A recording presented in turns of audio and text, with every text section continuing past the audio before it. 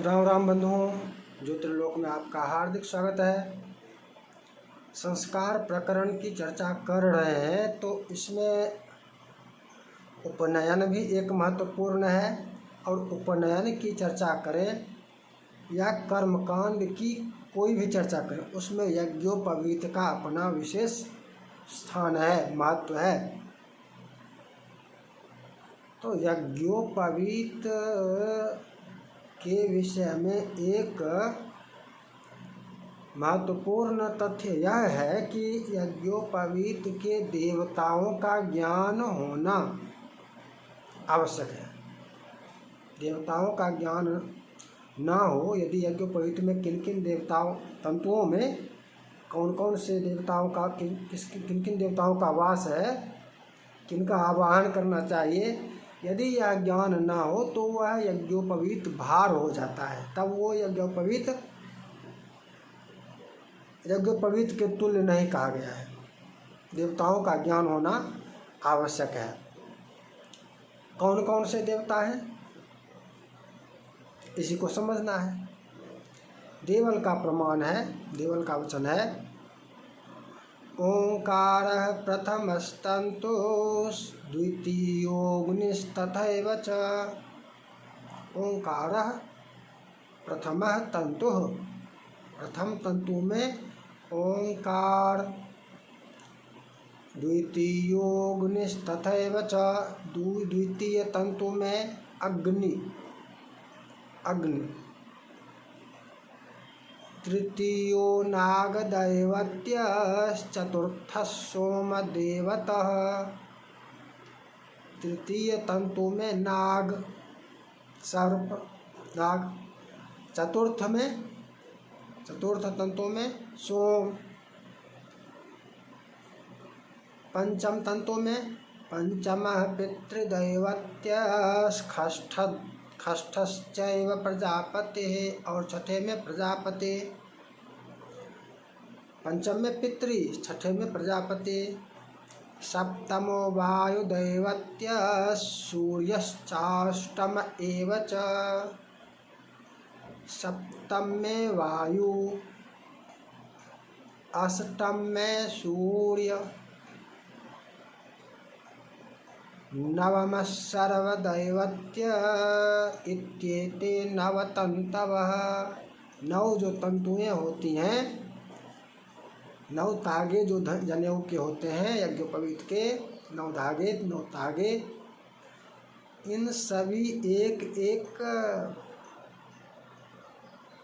धागों में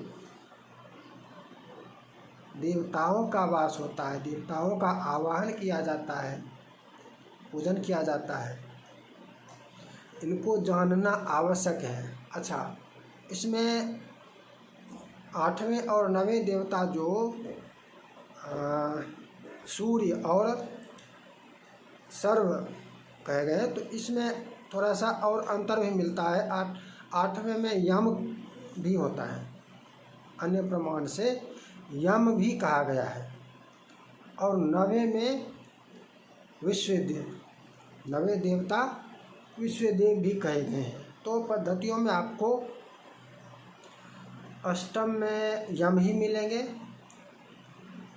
और नवम में विश्वदेव मिलेंगे, किंतु ये जानना आवश्यक है।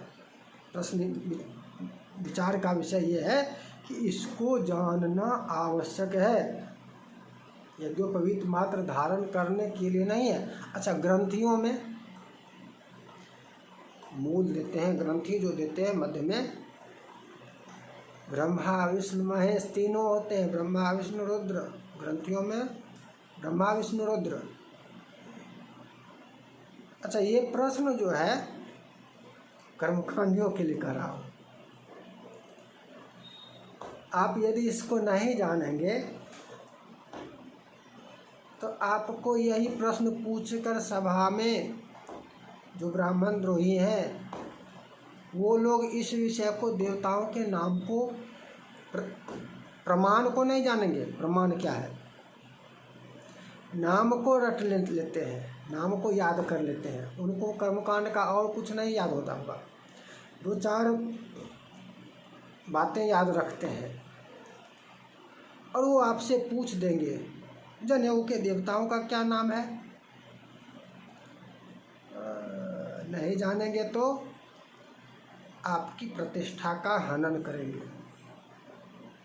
हाँ जी, खा लिए छुच्छे। कहना सही भी है, नहीं जानते हैं तो क्या। पितामह का वचन है, य एतम न विजानाति यज्ञसूत्र समुद्भवम् वेदोक्तं निष्फलं तस्य स्नानदानजपादिकं ब्राह्मणो यो न जानाति उपवीतस्य संस्थितिम् मोहात्मा सहते भारं पशुर्गौरिव सर्वदा। यदि इसको नहीं जानते हैं यज्ञोपवीत के देवताओं का, मात्र कर लिए, ठीक है, किसी से करवा लिए,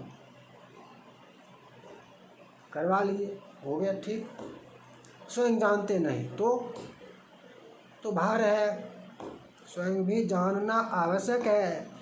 जनेऊ के धागों में जिन जिन देवताओं का वास है, इनको जानना आवश्यक है। नहीं जानेंगे तो सभी वेदोक्त कर्म निष्फल।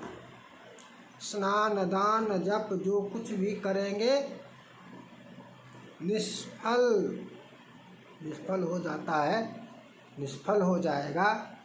वैसा यज्ञोपवीत यदि भार हो जाएगा तो क्यों न जान ले। जानने में क्या समस्या है, क्यों नहीं जानना चाहिए। पुरोहितों का कर्तव्य है अपने यजमान को, जिसका यज्ञ पवित्र कर रहे उस बच्चे को, उस कुमार को, उस बरुए को समझाइए, बताइए। आगे से उसके पिता बताएंगे। आचार्य का भी कर्तव्य, आचार्य जो भी बनते हैं उनका तो मुख्य कर्तव्य है ही। किंतु वर्तमान पीढ़ी के जो आचार्य बनते हैं, वर्तमान पीढ़ी की बात कर रहा हूँ, ये तो बस सब कुछ इनका समाप्त है। ऐसे भी होते हैं जिनको स्वयं गायत्री मंत्र नहीं आता है, आता नहीं है, और चीज़ छोड़ दीजिए, आता भी नहीं है। ऐसे भी होते हैं। वैसे बहुत लोग कहते हैं कि मैं इधर जुड़ा हूँ, उधर जुड़ा हूँ, इस परिवार से, इस आश्रम से, तो वो लोग तो, और वो लोग कैसे जानते हैं, इस परिवार से जुड़ गया, उस परिवार से, उस आश्रम से। देखिए, एक बदमाश है आपके पास, आपके समाज में एक बदमाश है, बलिष्ठ है, वो उतना खतरनाक नहीं है। कितना? जितना उसके एक दूसरा बदमाश हो जाए, उसके हाथ में यदि तलवार दे दिया जाए, बंदूक दे दिया जाए, तो कितना खतरनाक होगा सोचिए। तब वो और खतरनाक हो जाता है, नहीं हो जाता। ये परिवार वाले इसी प्रकार से कर रहे हैं। ये परिवार वाले बता तो देते हैं कि ये देवता है, ये नहीं बताते कि ब्राह्मणों का सम्मान करना होगा, ब्राह्मणों का अपमान करने के लिए इसका तुम प्रयोग नहीं करोगे, ये बताना भूल जाते हैं।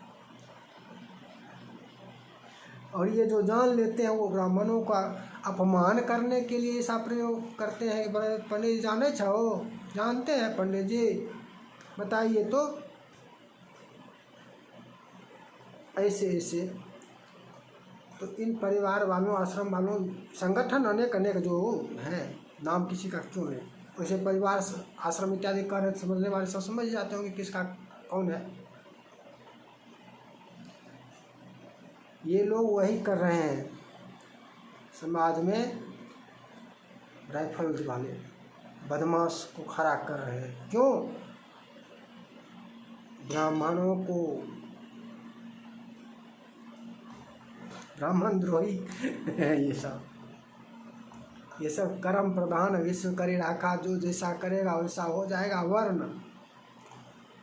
अर्थ का अनर्थ करने वाले हैं। जिसने पढ़ लिया, जो पूजा कराएगा, कर्मकांड करेगा, वही ब्राह्मण हो जाएगा।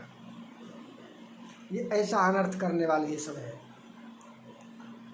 इनके मंदिरों में जाकर, इनके स्थानों पर जाकर देखिए तो ये स्वयं शास्त्रों का ही कुछ पालन नहीं करते हैं। इनके जो प्रवर्तक कोई जिसके भी इन लोगों के थे, उन लोगों ने अपना वर्चस्व स्थापित करने के लिए कुछ ऐसा कर दिया,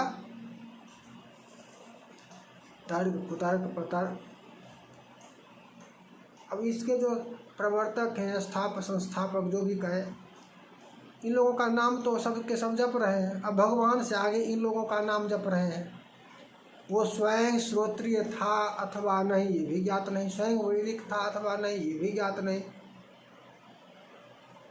यदि वह स्वयं श्रोत्रिय होता, वैदिक होता, तो ऐसा कुकर्म करता। मूल पर जाइए, इसके मूल पर जाइए। इसकी निंदा जो मैं कर रहा हूँ, उसे लगता है निंदा, निंदा नहीं है, वास्तविकता है। वो लोग, जो लोग इसके प्रवर्तक हैं, वो लोग कहीं न कहीं वैदिकों द्वारा, श्रोत्रिय द्वारा, गुरु के द्वारा त्याज्य थे। गुरु ने जिनका त्याग कर दिया है, भागो यार, चोटा कहेगा।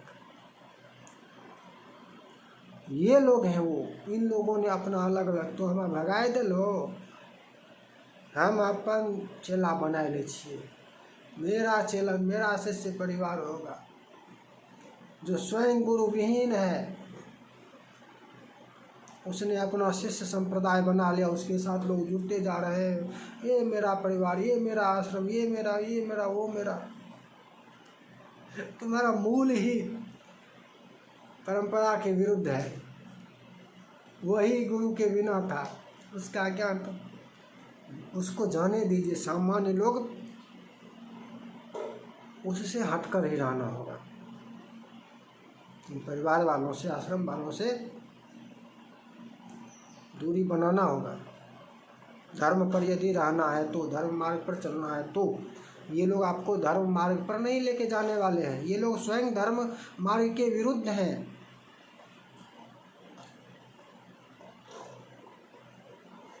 तो थोड़ा सा विषयांतरित हो गए, और अधिक विषयांतरित होना आवश्यक नहीं है। आगे मिलेंगे नई चर्चा के साथ। जय जय श्री राधे।